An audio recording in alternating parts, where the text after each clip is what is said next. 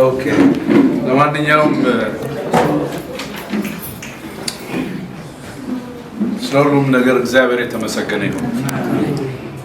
መጀመሪያም ያለ አግባብ ነው የታሰራችሁት።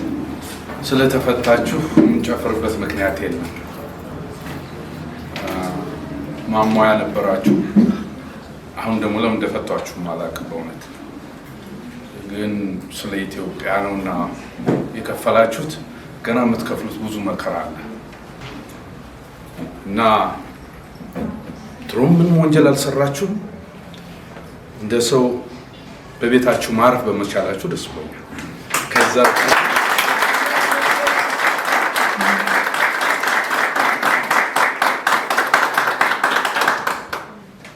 ማሰብ ያለብን ሰዓት ምንድን ነው የምናደርገው?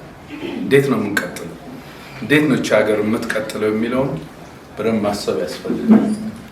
ስሜታዊነት የትም አያደርሰንም።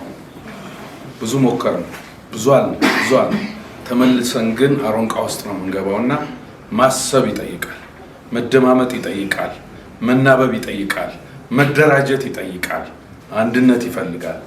ከዛ ውጪ በሶሻል ሚዲያ ብቻ ሀገር አትድንም።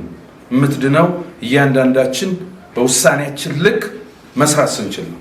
ያን ለማድረግ አብሮ መቆም፣ በአንድነት መንፈስ መነጋገርና አደጋውን መረዳት ያስፈልጋል። ያ ከሆነ መከራውን እናልፋለን። አለዛ መከራውን በራሳችን ላይ እንደገና እንጨምራለን። ስለዚህ አንድ ሰላማዊ እንቅልፍ የምተኙበት ቀን ስላጋጠማችሁ ደስ ብሎኛል። ግን እንደገና ወገባችሁን አስራችሁ ለበለጠ መከራ መዘጋጀት አለባችሁ። ታንኪ የኢትዮጵያ ሰንደቅ ዓላማ ለሕይወት ዋጋ ከፍለው አጥንታቸውን ደማቸውን ከስክሰው የኢትዮጵያን ሰንደቅ ዓላማ ከፍ ለማድረግ ዋጋ እየከፈሉ ያሉት ዋጋ ከፍለው በሕይወት ለሌሉ ወንድሞቻችን የጤና ጸሎት እንድናደርግ እጠይቃለሁ።